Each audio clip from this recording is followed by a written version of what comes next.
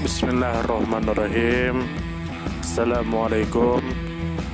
Bertemu lagi dengan sendiri atau diantarin. Semoga kita baik-baik saja dan semoga kita masuk surga. Amin. Sekarang masuk ke video. Sayyid Abu Al-Abbas Ahmad. Tentu saja kemungkinan tidak asing di telinga kita, terlebih bagi para orang-orang yang pernah mendengarnya. Disebutkan menurut informasi yang beredar bahwa Sayyid Abu Al-Abbas Ahmad Ibnu Ja'far Al-Khazraji Al-Sabti adalah seorang waliullah atau tokoh suci dalam tradisi Islam Maroko yang dikenal sebagai pelindung spiritual kota Marrakesh.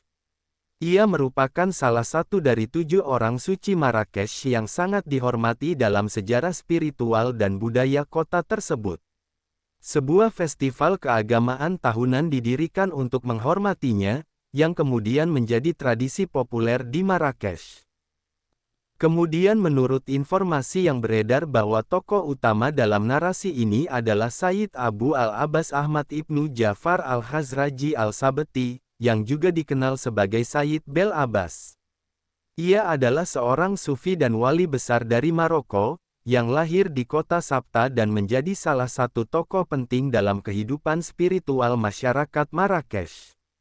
Ia belajar agama di bawah bimbingan Abu Abdullah Al-Fahhar, yang merupakan murid dari ulama besar Qadi Ayat. Kemudian menurut informasi yang beredar bahwa Sayyid Abu Al-Abbas Ahmad Ibnu Ja'far Al-Khazraji Al-Sabti lahir pada tahun 1129 dan wafat pada tahun 1204 Masehi. Festival untuk menghormatinya mulai dikenal setelah masa hidupnya dan secara resmi dibentuk oleh ulama terkenal Al-Hasan Al-Yusi atas dorongan Sultan Moulay Ismail. Pada tahun 1988, Sultan Hasan II dari Maroko memperbaiki makam dan zawiyah atau kompleks spiritual beliau. Kemudian menurut informasi yang beredar bahwa Sayyid Abu Al-Abbas dilahirkan di Sabta, sekarang dikenal sebagai Ceuta, sebuah wilayah yang pada masa itu menjadi pusat penting dalam dunia Islam. Ia kemudian dikenal luas di Marrakesh, tempat di mana ia wafat dan dimakamkan. Makamnya terletak di pemakaman Sayyid Marou, dekat Bab Tahzud, dan menjadi lokasi penting bagi zawiyah atau pondok sufi miliknya. Kemudian menurut informasi yang beredar bahwa Sayyid Abu Al-Abbas Ahmad Ibnu Ja'far Al-Khazraji Al-Sabti dianggap penting karena perannya dalam membimbing spiritualitas masyarakat dan warisan sufistik yang ia tinggalkan. Ia dihormati bukan hanya karena ilmunya, tetapi juga karena reputasi kesalehannya dan kedekatannya dengan rakyat miskin dan tertindas. Ketokohannya sebagai salah satu dari 7 orang suci Marrakesh menjadikannya sebagai simbol kesucian dan perlindungan spiritual bagi kota tersebut. Festival yang didedikasikan untuknya memperkuat peranannya dalam sejarah budaya dan keagamaan Maroko. Kemudian menurut informasi yang beredar bahwa warisannya terus dilestarikan melalui festival keagamaan tahunan dan penghormatan di zawiyahnya yang terletak di pemakaman Sayyid Marou. Zawiyah tersebut menjadi tempat ziarah bagi masyarakat lokal dan peziarah dari berbagai daerah. Restorasi yang dilakukan oleh Sultan Hasan II pada tahun 1988 menunjukkan bahwa penghormatan terhadap Sayyid Abu Al-Abbas tetap hidup dan diakui oleh pemerintah serta masyarakat Maroko sebagai bagian penting dari identitas spiritual nasional. Sayyid Abu Al-Abbas Ahmad Ibnu Ja'far Al-Khazraji Al-Sabti merupakan salah satu tokoh sufi paling terkemuka dalam sejarah Islam di wilayah Maghrib, khususnya Maroko, dan sangat dihormati dalam tradisi keagamaan dan budaya masyarakat Marrakesh. Beliau dilahirkan di kota Sabta pada tahun 1129 Masehi, sebuah kota pelabuhan penting di wilayah pesisir yang kini dikenal sebagai Ceuta, berada di bawah administrasi Spanyol meskipun terletak di daratan Afrika Utara. Sayyid Abu Al-Abbas berasal dari keturunan Arab Khazraj yang secara genealogis terhubung dengan kaum Ansar dari Madinah, yang memiliki peran penting dalam sejarah awal Islam. Pendidikan keagamaan Sayyid Abu Al-Abbas dimulai sejak usia muda. Salah satu guru terpenting dalam hidup beliau adalah Abu Abdullah Al-Fahhar, yang merupakan murid langsung dari Qadi Ayat, seorang ulama besar dan hakim terkemuka dari wilayah Ceuta dan Marrakesh. Melalui bimbingan spiritual dan intelektual inilah, Sayyid Abu al-Abbas tumbuh menjadi seorang sufi yang sangat berpengaruh, tidak hanya karena kedalaman spiritualitasnya tetapi juga karena kepedulian sosialnya yang luar biasa terhadap orang miskin, yatim, dan kaum marginal. Salah satu karakteristik unik dari Sayyid Abu al-Abbas adalah pendekatannya terhadap konsep karamah atau keajaiban spiritual yang sering kali dikaitkan dengan para wali. Dalam banyak riwayat, beliau dikenal sebagai tokoh yang sering memberikan bantuan kepada masyarakat tanpa memandang status sosial dan lebih memilih hidup dalam kesederhanaan serta menjauhi kekuasaan politik secara langsung. Namun, pengaruh spiritualnya begitu kuat sehingga para penguasa, termasuk Sultan Moulay Ismail dari dinasti Alauid, menunjukkan penghormatan tinggi kepada beliau. Sultan tersebut bahkan mendukung secara simbolis pendirian festival tahunan untuk mengenang jasa dan keberkahan Sayyid Abu al-Abbas. Festival tahunan ini kemudian digagas oleh seorang ulama besar bernama Al-Hasan Al-Yusi, yang dikenal sebagai penulis dan intelektual besar abad ke-17 Masehi.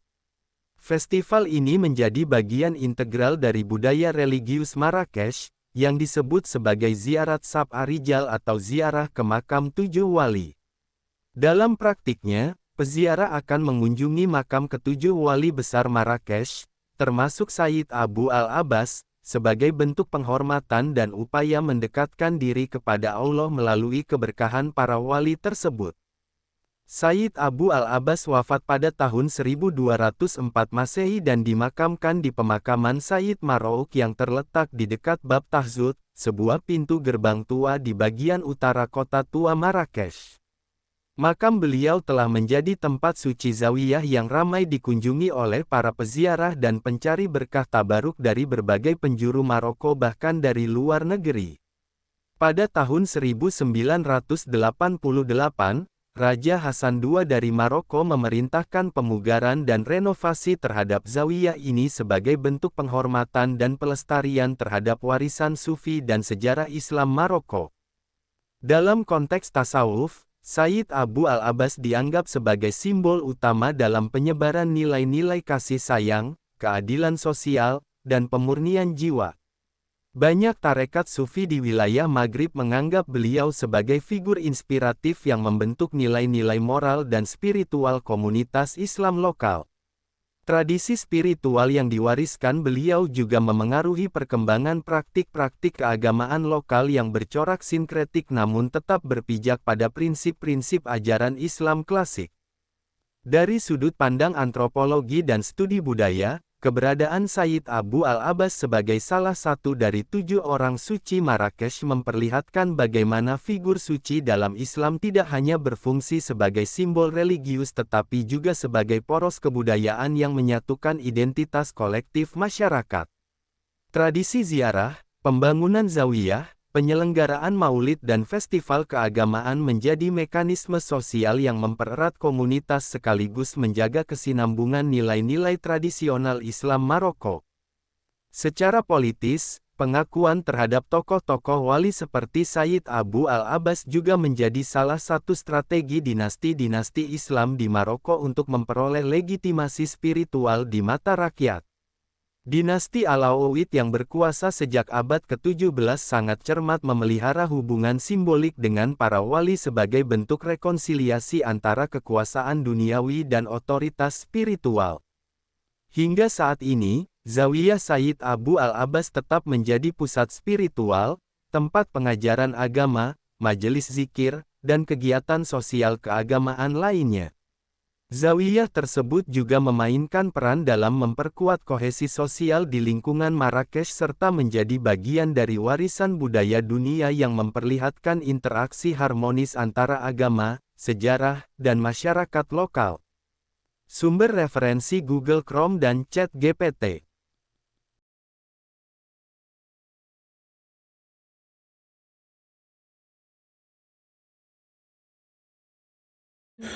Tentu kita tahu bahwa dalam setiap perjalanan hidup, selalu ada saat ketika diri kita merasa lelah, goyah, bahkan ingin menyerah. Namun di balik setiap perintangan tersembunyi peluang untuk tumbuh dan menguatkan diri kita.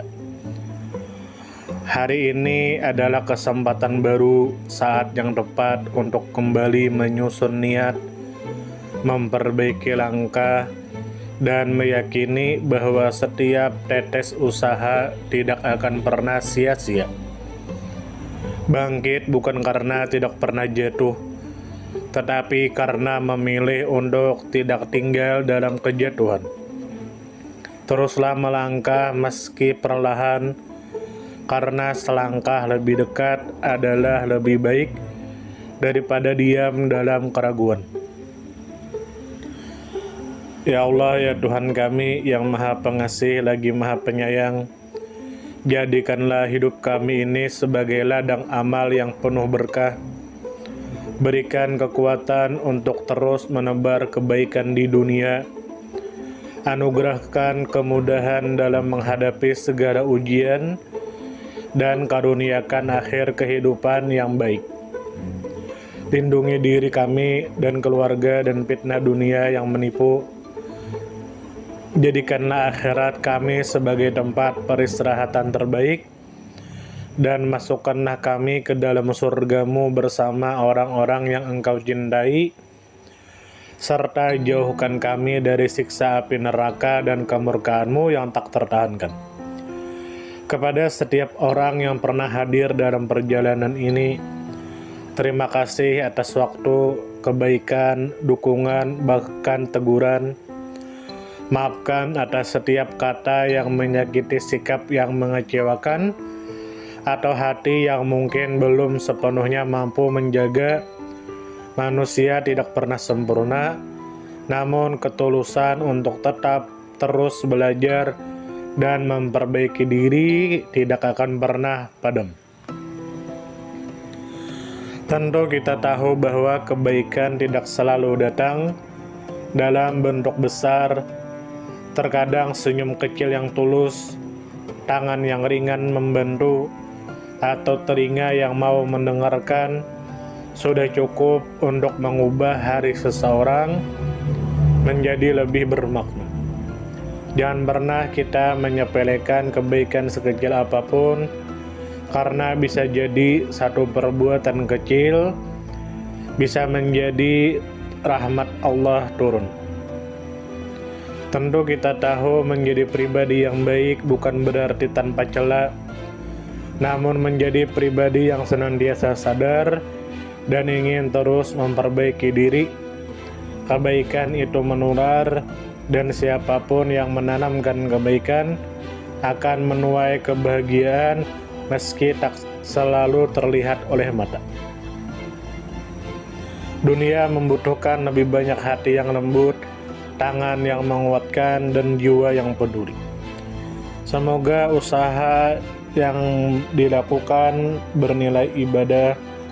Semoga hidup kita menjadi pemberat amal baik, dan semoga kelak ketika dunia telah kita tinggalkan, nama yang tertinggal bukan hanya sekedar dikenang, tetapi menjadi doa yang terus mengalir karena kebaikan yang tidak pernah berhenti untuk ditanam. Terima kasih banyak. Mohon maaf jika ada salah. Silahkan jika suka ditekan tombol like, silakan share, dan jika ingin memberikan saran dan komentar, silakan komen. Semoga kita baik-baik saja, semoga kita masuk surga. Wassalamualaikum warahmatullahi wabarakatuh.